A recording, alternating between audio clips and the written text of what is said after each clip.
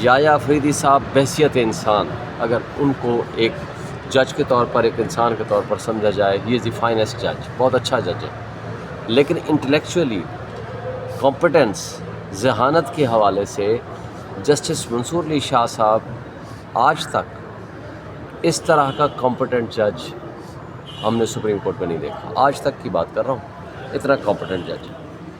مگر جو آپ کانسٹیٹیوشنل فیصلے ہیں یا جو کمپٹنس ہے یا جو فٹنس ہے منصور علی شاہ صاحب کے مقابلے میں یحییٰ افریدی صاحب اوپر نہیں ہیں، ان سے نیچے ہیں. سینئرٹی پہ بھی نیچے ہیں اور کمپٹنس کے لحاظ سے بھی نیچے ہیں. تو لہٰذا اس متنازع فیصلے کی ہم مخالفت کر رہے ہیں آن دی principal ground, principle of seniority. آئین کے تحت، قانون کے تحت، سپریم کورٹ کی ججمنٹ کے تحت جو سینئر موسٹ جج ہوتا ہے ہی از دی نیکسٹ چیف جسٹس. آپ کو یاد ہوگا 96 میں پیپلز پارٹی کے زمانے میں انہوں نے اپنے 20 ورکرز کو ہائی کورٹ کا جج بنا دیا تھا. یہاں الجہاد ٹرسٹ کا فیصلہ آیا PLD 96 سپریم کورٹ، اس کے اندر یہ فیصلہ ہوا کہ آزاد عدلیہ کے اوپر یہ حملہ تصور ہوگا، لہٰذا چیف جسٹس سے میننگ فل کنسلٹیشن ہونی چاہیے اور کمپٹنٹ ججز لگنے چاہیے. یہ پولیٹیکل پارٹیز کا یہ ایفیلیشن والے لوگ نہیں لگنے چاہیے. پھر انہوں نے پیپلز پارٹی نے ہی پھر یہ ایک بے ایمانی کی تھی، جو چوتھے نمبر پہ سینئرٹی پہ تھا سجاد علی شاہ، اس کو اٹھا کر کے چیف جسٹس بنا دیا تھا. جب سجاد علی شاہ کے خلاف پھر سارے جج بیٹھ گئے اور انہوں نے ایک ججمنٹ دی جو ملک اسد ججمنٹ ہے 1998 میں. انہوں نے کہا نہیں، جو سینئر موسٹ ہوگا he will be the next chief justice. اس دن سے لے کر 2010 تک اس پرنسپل کے تحت سینئر موسٹ کو چیف جسٹس بناتے رہے. 2010 میں اسی مسلم لیگ نون اور پیپلز پارٹی نے مل کے جو 18th امینڈمنٹ کی، اس کے اندر آئین میں ڈال دیا کہ جو سینئر موسٹ ہوگا he will be the next chief justice. اب اس کا نقصان کیا ہے؟ صرف یہ نہیں ہے کہ یہ ایک یحییٰ افریدی کا کیس ہے. نقصان اس کا یہ ہے کہ ہر جج اب یہ جو ہے وہ کوشش کرے گا کہ ہم انڈیپینڈنٹ فیصلے نہ دیں، حکومت کی خوشنودی حاصل کریں تاکہ ان کا نام بھی آ جائے کہ چیف جسٹس کی لسٹ میں، اور پھر کانسٹیٹیوشنل بینچ اس کے علاوہ ہوں گے. تو یہ جو بے ایمانی انہوں نے کی ہے، یہ بے ایمانی پہ، بدنیتی پہ ان کا فیصلہ ہے. یہ سپریم کورٹ کو تقسیم کرنے کے مترادف ہے، یہ سپریم کورٹ کے اندر تفریق پیدا کرنے کے مترادف ہے.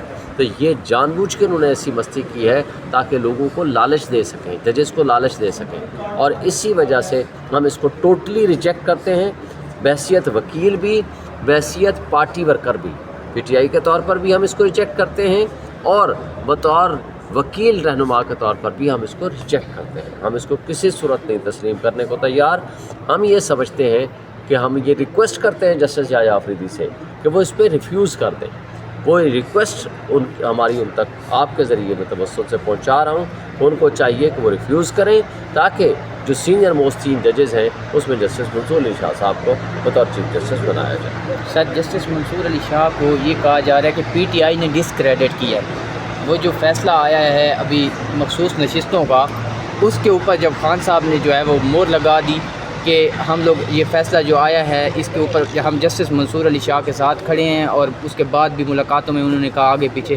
لیکن یہ جو اس ٹائم سچویشن تھی اس میں یہ کہا جا رہا ہے کہ PTI نے ڈسکریڈٹ کیا ہے. بدماش، بے ایمان، کرپٹ ٹولہ فارم 47 کی پیداوار جو اس وقت مسلط کیا گیا ہے، ڈاکہ زنی کے ذریعے وجود میں آنے والی ان کی جو حکومت ہے یا جو پارلیمنٹ میں بیٹھے ہیں، ان بے ایمانوں کو کھٹک رہا ہے جسٹس منصور شاہ. کیوں کھٹک رہا ہے؟ اس لیے کہ 12 جولائی کو انہوں نے سپریم کورٹ کی مخصوص نشستوں کا فیصلہ دے دیا. ان مخصوص نشستوں کے فیصلے کے اوپر 2 دفعہ اس جو جرائم کی آماج گاہ الیکشن کمیشن آف پاکستان ہے اس نے ابھی تک اس کو عمل درآمد نہیں کیا.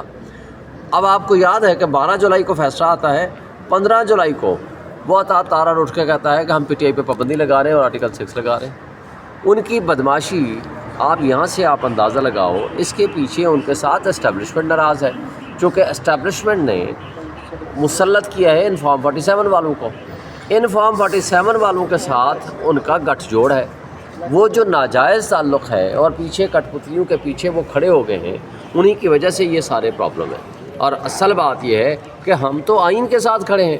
آئین یہ کہتا ہے کہ جو سینئر موسٹ ہوگا he will be the next chief justice, اور جو انڈیپینڈنٹ ججز ہوں گے ہم ان کی تو تعریف کریں گے، ہم کہیں گے کہ جو انڈیپینڈنٹ ججز ہیں. اچھا مجھے بتا دیں، جب پچھلے سال جسٹس منصور علی شاہ صاحب نے اختلاف کیا پٹیشنز ڈسمس کی ہماری اور کہا کہ نہیں وہ 90 ڈیز والا الیکشن کے خلاف فیصلہ دیا.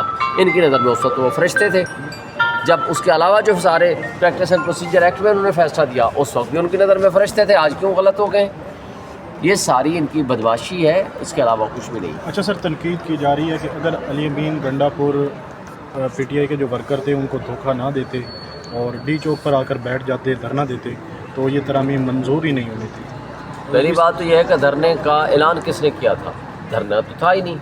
اٹ واز اے پروٹیسٹ ہم نے کامیاب کرایا. ہزاروں کی تعداد میں لوگ نکلے اور وہ بدماش وزیر کہا کرتے تھے کہ وہ اٹک پل کراس کر کے دکھائے. نہ صرف اس نے اٹک پل کراس کیا, وہ ڈی چوک تک پہنچا. دیکھیں پروٹیسٹ تھا نا, دھرنے لیکن کا تو سر اناؤنسمنٹ نہیں تھی. حکم ثانی تھا نا خان نہیں, صاحب کس نے کہا ہے آپ کو؟ آپ کو کس نے بتایا؟ سر یہ آپ کے ہی لوگ اندر گئے کوئی تھے. حکم ثانی نہیں تھا. تین دن پہلے 4 دن پہلے مل کے آئے نا ساری لیڈرشپ, ہم خود مل کے آئے تھے پہلے. دیکھیں پروٹیسٹ تھا. پروٹیسٹ جو احتجاج ہوتا ہے وہ دھرنا نہیں ہوتا. جو وہاں بیٹھنا ہے تاحکم ثانی کا مطلب ہے کہ روز پروٹیسٹ ہوگا, یہ نہیں تھا. خان صاحب نے کہا تھا 1 دن لگے, 2 دن لگے, 3 دن لگے, ڈی چوک پہنچنا ہے. کارکنوں کو چھوڑ کر پہنچے, دیکھیں وہ پہنچے. لہٰذا اس کی تفصیلات کی میں بہت ساری باتیں ہو چکی ہیں. اختلاف کس بات پہ ہوا تھا آپ کو یاد ہے؟ خان صاحب نے کیوں کہا تھا کہ 2 دن 3 دن بھی لگے آپ ڈی چوک پہنچے؟ کہ جب راولپنڈی کا احتجاج تھا ابھی وہ وہاں موٹر وے پہ پہنچے تھے, بیچ میں سے احتجاج کی کال آف ہو گئی تھی. احتجاج کی کال ختم کر دی گئی تھی 8 بجے کے قریب یا 9 بجے کے قریب, جو بھی ٹائم تھا. تو انہوں نے کہا کہ نہیں, ان کو راولپنڈی تک پہنچنا چاہیے تھا, لہٰذا انہوں نے کہا ڈی چوک پہنچے, اور لہٰذا پہنچ گئے تھے. جب ہم دھرنے کی کال دیں گے تو اس وقت دھرنا ہوگا, انشاءاللہ بیٹھیں گے. شعیب صاحب, ابھی جو کال دی